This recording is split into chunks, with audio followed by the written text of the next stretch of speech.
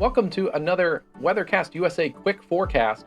Before we get into the interesting severe weather setup that we have for tomorrow, I do want to go quickly through a pretty quiet day here in the US for Tuesday, March 25th, 2025.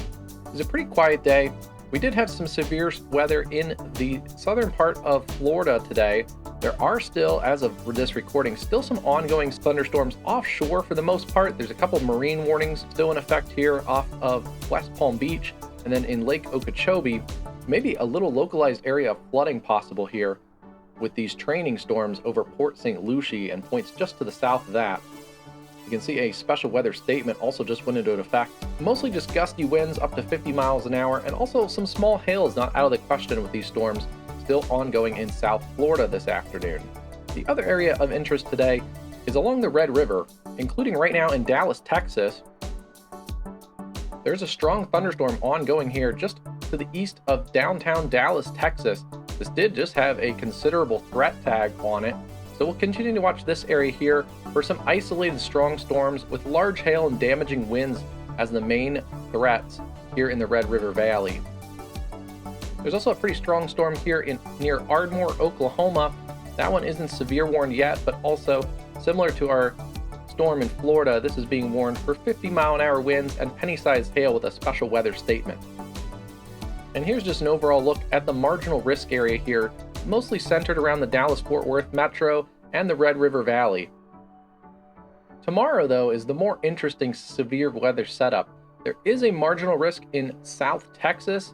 I think especially wind is going to be a primary threat there, as well as some large hail, definitely a possibility with storms developing over northern Mexico and then making their way across the Rio Grande into South Texas. But the more interesting setup for tomorrow is the upgraded slight risk in the Pacific Northwest.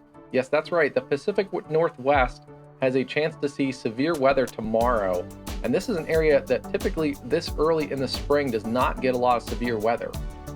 Zooming in on this risk area, we can see some of the major cities in the Pacific Northwest are under the severe threat for tomorrow. That includes Seattle and Portland, Everett, Tacoma, and Salem. Even parts of Idaho could get in on some severe threats around Lewiston, Grangeville, and Boise, Idaho. The tornado threat is pretty low tomorrow, but there is a 2% risk in the area from about Everett, Washington, through Seattle, Tacoma, Portland, and Salem, down to areas along the I-5 near Eugene, Oregon. There's a much larger area that could see damaging winds tomorrow. That includes the I-5 corridor that I just went over with that tornado risk, but also that extends out to those areas in northwestern Idaho, areas in eastern Washington around Spokane, Pullman, Lewiston, as well as down into central and eastern Oregon. I think one of the biggest hazards for tomorrow is going to be a potential for large hail, and that also centers around the I-5 from Everett, Seattle, Tacoma, Portland, all the way down through Salem and Eugene. So let's dive in a little bit further into the Pacific Northwest severe threat for tomorrow, Wednesday, March 26, 2025. So first, taking a look at some of the upper level winds, you can see here, as we put the graphic into motion, you can see those upper level winds, they reach the Pacific Northwest coast in the afternoon tomorrow. And a pretty common theme here, you'll see those winds kind of get pulled up against the higher elevation of the Cascades, but you can see that leading edge of those higher winds pushing off the Pacific Ocean will get into that area tomorrow afternoon, right around when their daytime heating peaks late in the afternoon Pacific Daylight Time tomorrow. And taking a look at the dew point, you'll see the dew point also does a very similar thing. You can see it damming up against the Cascades here, especially northwest Oregon, and then the I-5 corridor up through the Seattle metro. You can see a very thin area of 60-degree dew points does hold around the Puget Sound and then down towards the Columbia River Basin.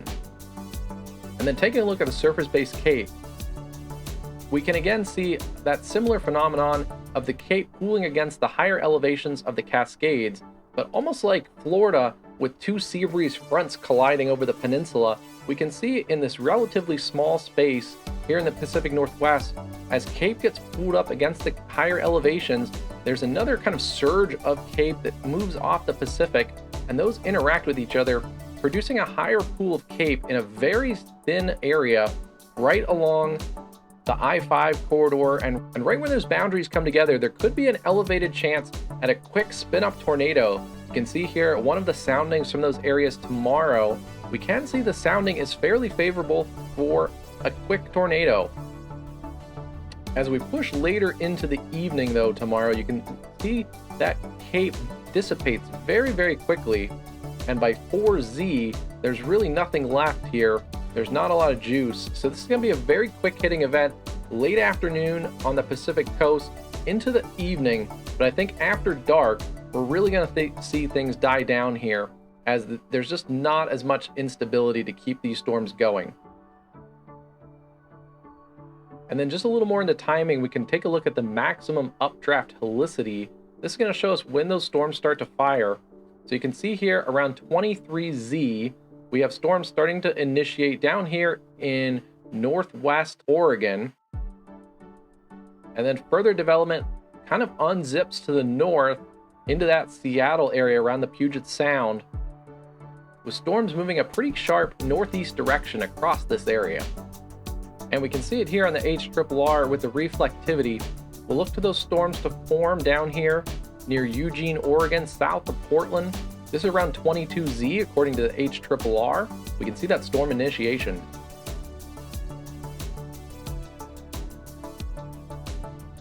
And then storms quickly mature as they move very quickly up the Pacific Northwest coast in a north-northeast direction.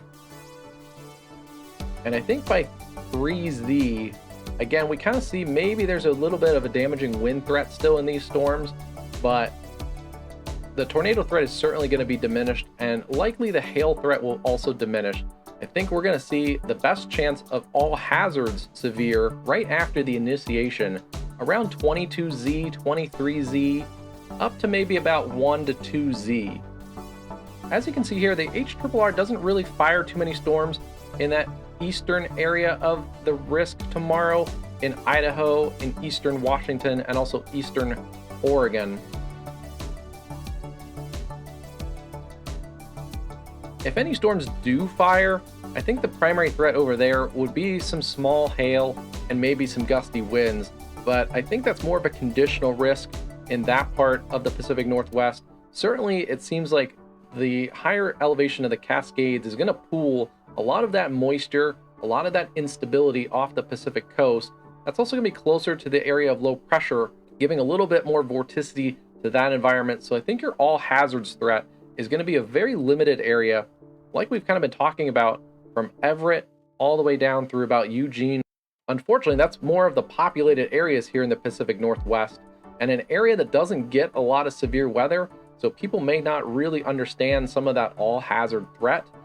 But especially, I think damaging winds and some large hail just after initiation are the primary threats to the system tomorrow. We may get a very brief tornado, but we're not looking at tornadoes like we've seen in past weeks in Mississippi and Arkansas and Missouri. These are not going to be the long track tornadoes. These are going to be pretty quick spin-ups. But still, a tornado, even a quick spin-up, can do damage. It's important to be weather aware tomorrow, especially if you live in this part of the country. And if you are under a tornado warning, remember, lowest level into your room, away from doors and windows, and put as many walls between you and the outside as possible. You want to have as many layers of wall between you and that outside.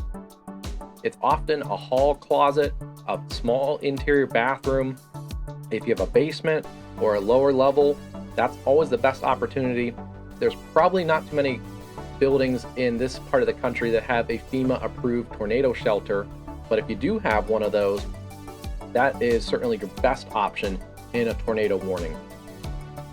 And taking a look at the national map here from the GFS, we can see here late in the afternoon and into the evening, we can see some of those Red River storms that could be severe with some hail and damaging winds this evening in Texas, as well as we can see some of those lingering storms. A couple of those could be strong to severe in southeast Florida this evening.